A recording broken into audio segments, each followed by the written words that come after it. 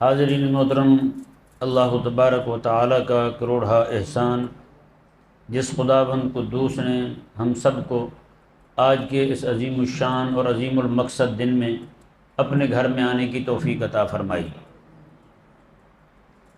آج کے خطبہ جمعۃ المبارک کا موضوع دینی مدارس کی اہمیت و افادیت، اس پہ چند ایک باتیں عرض کی جائیں گی، خالصتاً اللہ تبارک و تعالی کی رضا پانے کے لیے، اور اس درد اور فکر کے ساتھ کہ سننے والوں میں بھی یہی فکر پیدا ہو کہ وہ بھی کریم آقا صلی اللہ علیہ وآلہ وسلم کے دین متین کے اشاعت کے لیے جتنا ممکن ہو سکے مدارس دینیہ کے ساتھ اپنے تعلقات مضبوط بنائیں۔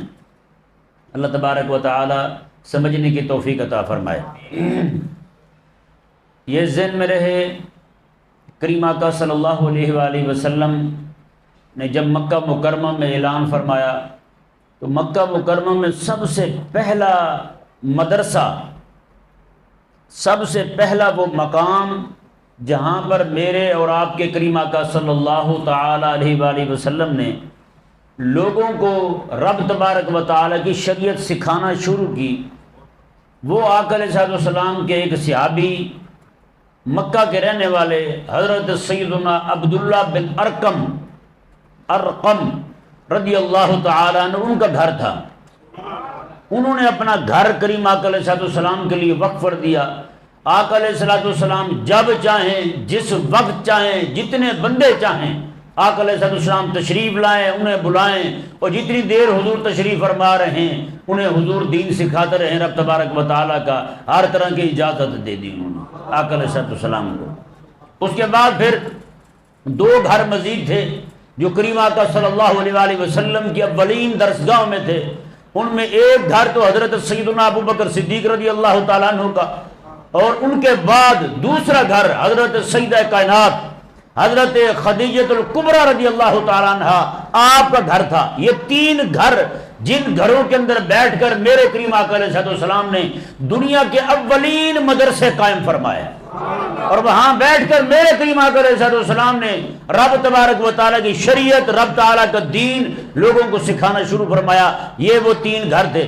اب دیکھیں، ایک تو حضرت سیدنا عبداللہ بن ارقم رضی اللہ تعالیٰ عنہ کا گھر ہے، ان کے علاوہ باقی دو گھر جو ہیں ان گھر والوں نے اپنا گھر بھی دیا، اور ساتھ ساتھ جتنا کچھ پاس تھا وہ بھی سارے کا سارا حضور کے دین کے طالب علموں پر خرچ کر دیا۔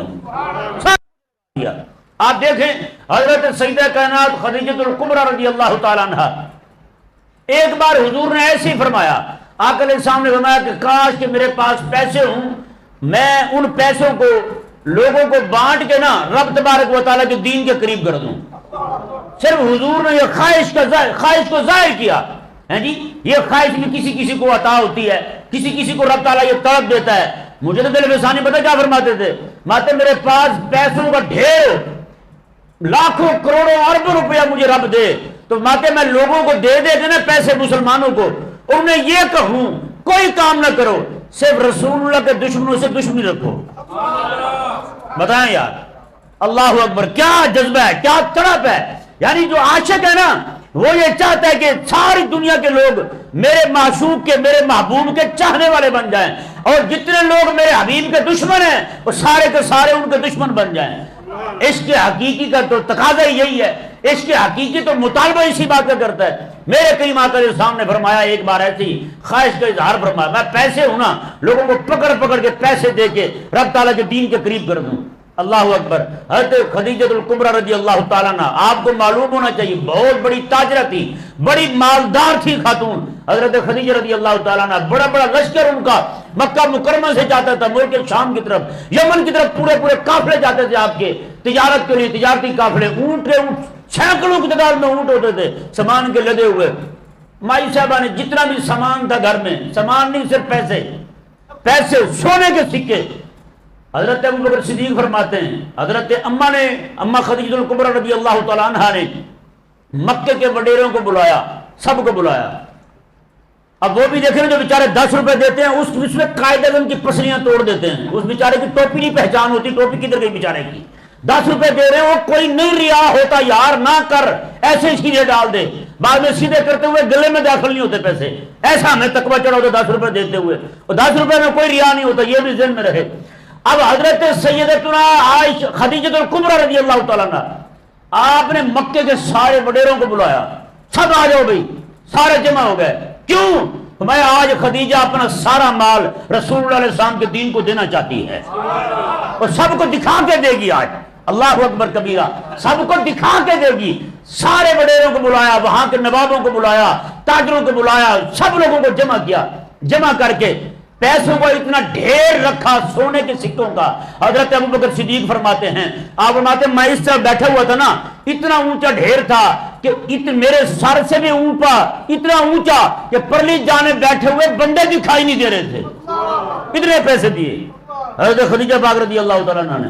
بتائیں، اتنے پیسے دیے دین کو، اپنا گھر بھی ہے جی، اپنا سارا کچھ دے دیا رسول اللہ علیہ السلام کے دین پر، دین کے لیے قربان کر دیا۔ کس لیے؟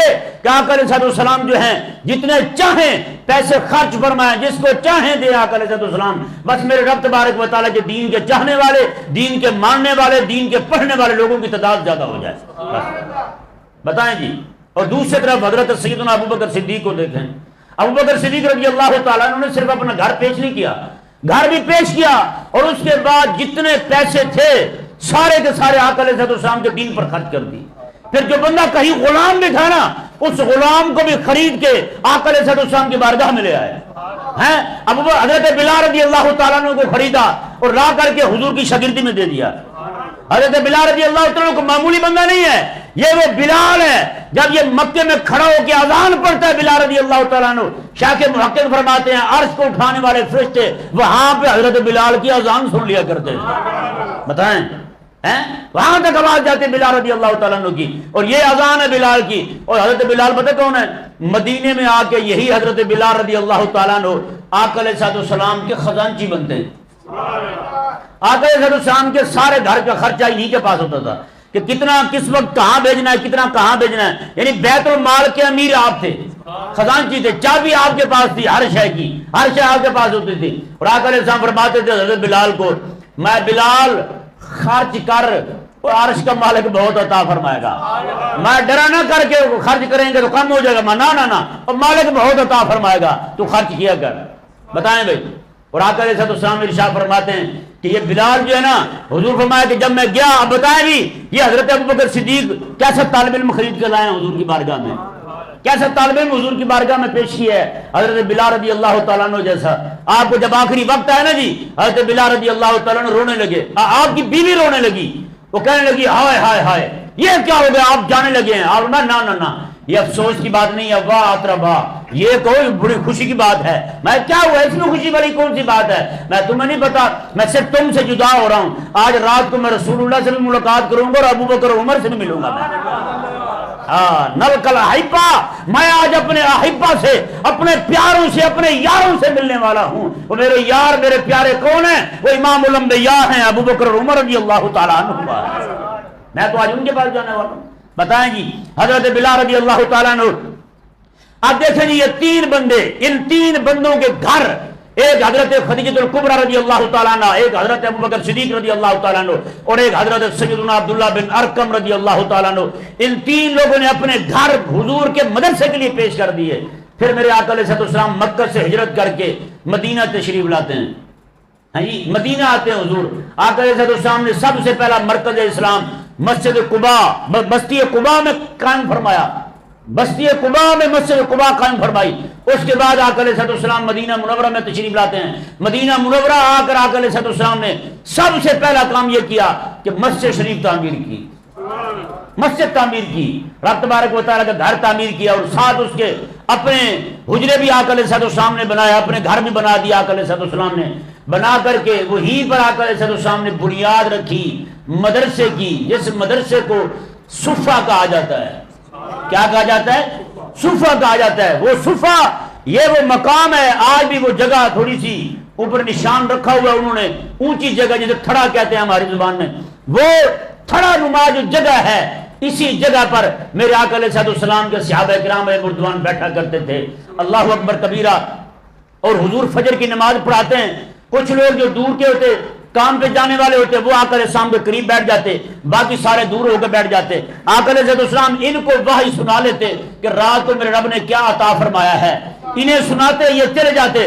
بعد میں وہ صوفہ والے جو ہوتے، آقا علیہ السلام ان کے پاس تشریف لاتے، پھر انہیں رب تبارک و تعالیٰ کا قرآن اور رب تعالیٰ کی شریعت سکھایا کرتے تھے۔ بتائیں بھائی، یہ تھا نظام جی مدارس کا جو آقا علیہ السلام نے قائم فرمایا۔ اب دیکھیں جی، میں آپ کے سامنے امام اہل سنت امام احمد رضا خان رحمہ اللہ آپ کو ایک فتویٰ شریفہ سناتا ہوں۔ یہ حقیقت والی بات ہے، ہماری قوم جتنا لنگر کی شوقین ہے نا، اتنا کسی شاید کا شوق نہیں ان کو۔ جتنا زور لگائیں گے بھی لنگر ضرور پکائیں جی، ہاں وہ بانٹ دیں، اس کا ثواب زیادہ ہے۔ امام اہل سنت امام احمد رضا خان رحمہ اللہ کا فتویٰ شریفہ دیکھیں، یہ فتاوی رضویہ ہے، جلد 10 ہے اس کی، اور صفحہ نمبر ہے اس کا 305۔ آپ کی خدمت میں سوال ہوتا ہے، سوال کا نمبر ہے 153۔ سوال یہ ہوا کہ حضرت یہ ارشاد فرمائیں، ہمارے پاس سالانہ چندہ جمع کیا ہوا ہے، وہ ہم آقا علیہ السلام کے ایصال ثواب کے لیے اس کا لنگر بنا کے غریبوں کو مسکینوں کو کھلاتے ہیں جی، لیکن ہمارے علاقے کے اندر ایک طالب العلم ہے، وہ سنی حنفی ہے، سید بھی ہے۔ اب وجہ یہ ہے کہ اس کے پاس پیسے نہیں، وہ دین کی تعلیم جاری نہیں رکھ سکتا، پیسے نہ ہونے کی وجہ سے، غربت ہونے کی وجہ سے۔ تو آپ ارشاد فرمائیں کہ اگر ہم وہ ختم والے پیسے جمع کر کے رکھیں، ان پیسوں سے اس طالب علم کو کتابیں لے کر دے دیں، اس کی مدد کر دیں، اس کی ضرورت پوری کر دیں، تو بتائیں اس کا ثواب ہوگا یا نہیں؟ جی آقا علیہ السلام راضی ہوں گے یا نہیں؟ کہیں یہ نہ ہوگا ہم ختم نہ پڑھوائیں، حضور ناراض ہو جائیں۔ یہ ان کے الفاظ دیکھیں، انہوں نے کہا کہ باعث خوشنودی سردار دو عالم صلی اللہ علیہ وسلم ہوگا یا نہیں، کیونکہ ہم تو ختم دلاتے ہیں ہر سال، وہ اس بار چھوٹ جائے تو پیسے ادھر دے دیں ہم مدرسے کے بچے کو، تو بتائیں یہ ثواب ہوگا یا نہیں ہوگا؟ حضور راضی ہوں گے یا نہیں ہوں گے؟ اللہ اکبر کبیرہ۔ امام تو پھر امام ہے، زور سے کہیں سبحان اللہ۔ امام نے پھر کیا کہا؟ کاش کہ ہمارے لوگوں کو سمجھ آئے۔ آج محفلوں میں زور ہے، محفلیں کرتے ہیں جناب، لاکھوں روپے لگا دیتے ہیں یار، اتنی ہر بندہ تقریباً ہر گلی میں محفل ہوتی ہے، لاکھوں روپے اڑا دیتے ہیں، یعنی ایک بندہ ایک مدرسہ قائم کر سکتے ہیں ہمارے سنیوں میں، لیکن نہیں، لاکھوں روپے اڑا دیتے ہیں۔ شاعروں پر، نقیبوں پر بے سرے بے ہنگم آواز نکالنے والے لوگ ایسے پیسے پھینک رہے ہوں گے، گلا پھاڑ رہے ہوں گے، اپنی جو قدرتی آواز ہے اسے پیچھے رکھ کے ایسے ہو اس طرح کی آوازیں نکال رہے ہوں گے۔ اور بھائی کیا طریقہ ہے؟ انسان کے بچے بنو، لگتا ہے ایسے جیسے کوئی بیل ذبح ہو رہا ہو قربانی پر اور اس کی چیخیں نکل رہی ہیں۔ دیکھیں جی امام اہل سنت نے کیا فرمایا، آپ فرماتے ہیں یہ اس کا نعم البدل ہوگا۔ نعم البدل کیا ہے؟ میں ایک طرف ہے ختم پڑھوا کے لنگر کھلانا، اور دوسری طرف ہے طالب علم کو کتابیں لے دینا، اس کا خرچ اٹھانا۔ آپ فرماتے ہیں اس سے بھی کہیں اچھا کام ہے یہ۔ آگے دیکھیں، میں ثواب کی کمی کے کیا مانا، یہ تم نے کیسے کہہ دیا کہ ثواب کم ہو جائے گا؟ میں نہ میں اس سے 70 گنا ثواب کی زیادہ امید ہے۔ لنگر بانٹو گے 10% ثواب، 10 گنا ثواب ملے گا، اور طالب علم کو دو گے 70 گنا زیادہ ثواب ملے گا۔ اور آگے کیا فرمایا؟ میں کھانا کھلا کر پکانے میں، بانٹنے میں، لنگر کھلانے میں ایک کے صرف 10 گنا، ایک کے 10 گنا، 1 روپیہ لنگر میں دو 10 گنا ثواب ملے گا۔ آپ میں لیکن اگر وہی 1 روپیہ طالب العلم کو دو تو فرماتے ہیں کہ اللہ تعالیٰ کی بارگاہ سے امید ہے کم از کم 1 کے 700 گنا ملیں گے، 1 کے 700 گنا۔ اب بتائیں نا جی، یہ جو ہمارے بڑے کٹر بریلوی بنتے ہیں، ٹن سنی بنتے ہیں، ان سے بندہ تھوڑا سا پوچھ لے کہ یہ اعلیٰ حضرت کا یہ فتویٰ بھی سمجھ آیا نہیں آیا ہے؟ یہ صرف ٹی وی مووی کے فتوے ہیں، OED کے فتوے ہیں، اور کوئی فتویٰ تمہیں اعلیٰ حضرت کا سمجھ نہیں آیا؟ اب یہ دیکھیں گے حضرت مجدد الفسانی رضی اللہ تعالیٰ عنہ، آپ کے ایک مرید تھے اور شاگرد تھے حضرت سیدنا شیخ فرید رحمہ اللہ۔ یہ فارسی کتاب میرے سامنے ہے، لمبا چوڑا فتویٰ ہے، آپ یعنی کہ آپ کا مکتوب شریف ہے، خط ہے آپ کا حضرت مجدد پاک رضی اللہ تعالیٰ عنہ کا۔ لیکن میں مختصر سناؤں گا آپ کے سامنے صرف اس کے چیدہ چیدہ مقامات۔ انہوں نے کیا کیا جی؟ انہوں نے کچھ پیسے روانہ کیے حضرت مجدد پاک کی خدمت میں۔ شیخ فرید نے پیسے بھیجے، اور پیسے بھیجتے ہوئے انہوں نے جو جملہ لکھا نا، خط ساتھ روانہ کیا، وہ خط کیا تھا؟ انہوں نے کہا خرچے برائے طالب علمان و صوفیان فرستادہ شد۔ انہوں نے فرمایا یہ جو میں پیسے بھیج رہا ہوں حضور کی بارگاہ میں، آپ کی خدمت میں، یہ پیسے دین کے طالب علموں کے لیے اور صوفیوں کے لیے، جو آپ کی خانقاہ میں صوفی بیٹھے نا اللہ اللہ کر رہے ہیں، ان کے لیے۔ حضرت مجدد پاک رضی اللہ تعالیٰ عنہ، اللہ اکبر، آپ اتنا خوش ہوئے، فرمایا کہ یہ جو آپ نے طالب علموں کا اور صوفیوں کا ذکر کرتے ہوئے طالب علموں کا نام پہلے لیا نا، اس نے میرے دل کو ٹھنڈا ٹھار کر دیا ہے، میرے دل کو خوش کر دیا ہے۔ بتائیں بھائی، وہ تو پیسے تو پہنچ جانے تھے، کس چیز کے خرچ کرنے ہیں، لیکن صرف اتنا کہنے پر کہ یہ پیسے طالب علموں کے اور صوفیوں کے ہیں، طالب علموں کے اور صوفیوں کے ہیں۔ ہمارا کہ اس بات نے میرے دل کو ٹھنڈا کر دیا ہے۔ اللہ اکبر کبیرہ۔ آگے پتہ کیا فرماتے ہیں؟ اللہ اکبر، آپ فرماتے ہیں در تقدیم طالب علمان ترویج شریعت است، حاملان شریعت است، حاملان شریعت ایشان و ملت مصطفیہ علیہ وعلی آلہ الصلوات و تسلیمات با ایشان برپاس۔ یعنی آپ فرماتے ہیں اللہ اکبر، ماتے کہ طالب علموں کو پہلے رکھنے میں، طالب علموں کو مقدم رکھنے میں، یہاں کیا ہوتا ہے؟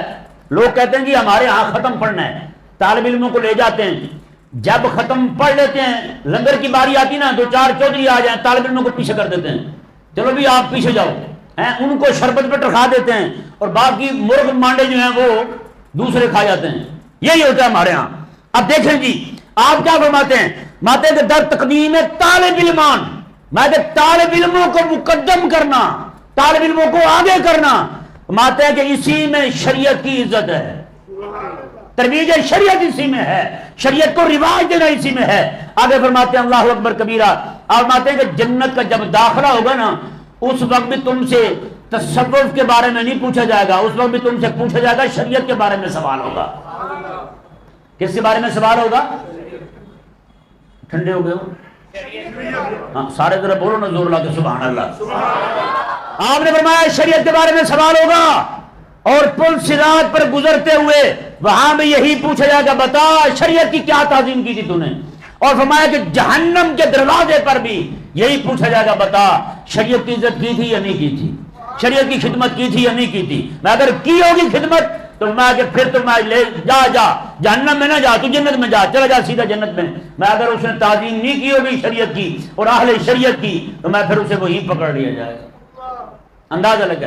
امام اعظم ابو حنیفہ رضی اللہ تعالیٰ عنہ، آپ حضور کی ایک حدیث سے پاک نقل فرماتے ہیں، قیامت والے دن ہر بندہ جو آئے گا حوض کوثر پر، آقا علیہ السلام اسے حوض کوثر کا جام پیالے میں اس میں عطا فرمائیں گے، حوض کوثر، لے بھی پی اور جا، لے پی اور جا۔ ایک بندہ آئے گا، آقا علیہ السلام اپنے ہاتھ میں اس طرح چلو بھر کے نہ اپنا ہاتھ مبارک اس کے منہ کو لگا دیں گے، عرض کریں گے لوگ یا رسول اللہ یہ کیا ہے؟ آقا علیہ السلام، تم دنیا میں رہ کر مال اکٹھا کرتے رہے تھے، یہ وہ بندہ ہے اسے دنیا کے اندر رہتے ہوئے میری شریعت کی فکر ہوتی تھی اور میری سنت کو زندہ کرنے کے لیے کوشش کرتا رہتا تھا، یہ وہ بندہ ہے۔ اللہ اکبر، کیا اعزاز ہوگا یار، کیا اکرام ہوگا اس وقت اس بندے کا جو آقا علیہ السلام کی شریعت حقہ کے لیے اپنا وقت صرف کرے، اپنا مال صرف کرے، اور یہاں تک کہ اپنی عزت قربان کر دے حضور کی شریعت کے لیے۔ یار دیکھیں آپ فرماتے ہیں اللہ اکبر، حضرت مجدد پاک رضی اللہ تعالیٰ عنہ آپ فرماتے ہیں کہ یہ آقا علیہ السلام کی شریعت مبارکہ جو ہے، ہمارا کہ شریعت مبارکہ کا کوئی حکم جب ختم کر دیا جائے، مٹا دیا جائے، شریعت پر عمل نہ ہو رہا ہو شریعت کے جس حکم پر، فرماتے ہیں کروڑوں روپیہ کسی اور معاملے میں خرچ کرنے سے زیادہ ثواب رب تعالیٰ کی شریعت کے اس حکم کو زندہ کرنے میں صرف 1 پیسے کے خرچ کرنے کا ہے۔ اندازہ لگائیں، میں کروڑوں روپیہ کہیں اور خرچ کر دیا جائے، اللہ کے نام پہ دیا جائے، بے شک مطلب اس کا ثواب اتنا نہیں ہے جتنا ثواب دین اور شریعت کے مٹے ہوئے حکم کو زندہ کرنے کے لیے 1 پیسہ خرچ کرنے کا ہے۔ آپ نے باقاعدہ الفاظ لکھے کروڑ ہا، میں کروڑوں روپیہ بندہ خرچ کر دے کسی اور کام کے اندر، میں اس کا وہ ثواب نہیں ہے جتنا رب تبارک و تعالیٰ کی مٹی ہوئی شریعت کا جو حکم ہے، شریعت کا مٹا ہوا حکم جو ہے جسے لوگ چھوڑ چکے ہوں، اسے زندہ کرنے کے لیے زور لگانا، فرماتے ہیں اس میں ایک پیسہ بھی خرچ کر دے بندہ تو اس کے کروڑوں سے زیادہ ثواب رکھتا ہے۔ بتائیں یار، آج حضور کی ختم نبوت پہ حملے ہو رہے ہیں یا نہیں ہو رہے؟ ہو رہے ہیں نہیں ہو رہے؟ آج مدارس کو بند کیا جا رہا ہے یا نہیں کیا جا رہا؟ حضور کے دین اور شریعت کے پیچھے دشمن لگ چکے یا نہیں لگ چکے؟ تو بتائیں جس چیز کے کرنے کی ضرورت ہے ہم وہ کیوں نہیں کر رہے؟ حضرت علامہ اقبال رحمہ اللہ، آپ رحمہ اللہ کے سامنے نا کسی نے ایسی کوئی بد دماغ تھا، اس نے کہہ دیا کہ مدرسے بند ہونے چاہیے، جی ان کی کوئی ضرورت نہیں ہے، مدرسے کو بند ہونا چاہیے۔ علامہ اقبال رحمہ اللہ نے پتہ کیا فرمایا؟ آپ نے فرمایا کہ ان مدرسوں کو جیسے ہیں ویسے ہی چلنے دو۔ ہمارے جن کو تم ملا کہتے ہو نا، یہ اسی ملا کی برکت ہے، آج جیسا تمہیں دین نظر آ رہا ہے نا، یہ اسی کی برکت ہے، اسی کی برکت ہے تمہیں دین نظر آ رہا ہے، یہ مدرسے کی برکت ہے، تمہیں اسلام کے جو احکامات جتنے بھی تھوڑے بہت نظر آ رہے ہیں یہ انہی کی وجہ سے ہیں، انہی کی برکت ہے اور کسی کی وجہ سے نہیں ہے۔ آپ نے پتہ کیا فرمایا؟ اگلے الفاظ دیکھیں، آپ فرماتے ہیں اگر تم یہاں ہندوستان میں مدرسے بند کر دو گے تو پھر تمہارا حال بھی قرطبہ والا ہوگا۔ قرطبہ کے اندر 800 سال مسلمانوں کی حکومت رہی ہے، نصرانی عیسائی قابض ہوئے ہیں۔ آج مسلمانوں کے صرف کیا ہے وہاں پہ؟ ایک الحمراء موجود ہے اور دوسرا وہاں پہ کھنڈرات موجود ہیں، عمارتیں گری ہوئی، وہی جا کے لوگ دیکھتے ہیں، جا کے دیکھتے ہیں یہاں مسلمان رہتے تھے اور مسلمانوں کو کچھ نہیں رہا وہاں۔ اقبال رحمہ اللہ نے پتہ کیا فرمایا؟ آپ نے فرمایا کہ اگر تم یہاں سے مدرسے ختم کر دو گے پھر تمہیں آگرہ کا تاج محل اور دہلی کا لال قلعہ ہی بچے گا لوگوں کو دکھانے کے لیے، یہ ہمارے مدرسے تھے، یعنی یہ ہمارے عمارتیں تھیں، بس اس کے علاوہ اسلام تمہیں دکھائی نہیں دے گا اگر تم نے یہاں سے مدرسے ختم کر دیے تو۔ آپ کو حیران کن بات بتاؤں، بادشاہ مسجد ہے نا، ہمیں تو پتہ ہی نہیں، بادشاہ مسجد میں جو 7 کمرے بنے ہوئے ہیں، کبھی غور کیا ہم نے وہ کس لیے بنے ہوئے؟ اورنگزیب عالمگیر رحمہ اللہ نے مسجد کے ساتھ مدرسہ بنایا تھا، طالب علموں کی رہائشیں تھی وہاں۔ وزیر خان مسجد میں آپ چلے جائیں، وہاں جتنے کمرے بنے ہوئے ہیں سارے مدرسے کے بچوں کے لیے بنے ہوئے، مدرسے قائم کیے تم نے بڑے بڑے ہیں۔ لیکن آج تو ہماری قوم کو صرف سیلفی کے پتہ ہے، وہاں جا کے فلموں کی شوٹنگ ہو رہی ہے باقاعدہ، نعوذ باللہ من ذالک۔ آج جس مقصد کے لیے ہماری یہ عمارتیں قائم کی گئی تھی وہ مقصد وہاں دور دور تک دکھائی تو دور کی بات ہے، ہمارے لوگوں کو پتہ ہی نہیں ہے یہ عمارت بنی کیوں تھی۔ کتنے کمرے بنے ہوئے تھے بادشاہ مسجد میں؟ بہت سارے کمرے بنے ہوئے، سارے مدرسے کے بچوں کے لیے تھے۔ بڑے بڑے اجلہ علماء اورنگزیب عالمگیر رحمہ اللہ نے پورے ہندوستان سے جمع کر کے یہاں بٹھائے تھے، یہاں بیٹھ کے تم رسول اللہ علیہ السلام کی سنت پڑھاؤ لوگوں کو۔ بتائیں آج کہاں ہیں؟ کچھ بھی دکھائی نہیں دے رہا۔ خدا کے لیے آپ سارے کے سارے مخلص ہو جائیں اپنے مدرسوں کے ساتھ، قسم خدا کی اگر آپ چاہتے ہیں نا قیامت والے دن آپ جائیں خدا رسول کی بارگاہ سے آپ کو عزت ملے تو آپ سے جتنا بھی ہو سکے آپ اپنا تعاون جو ہے مدارس دینیہ کے ساتھ کریں۔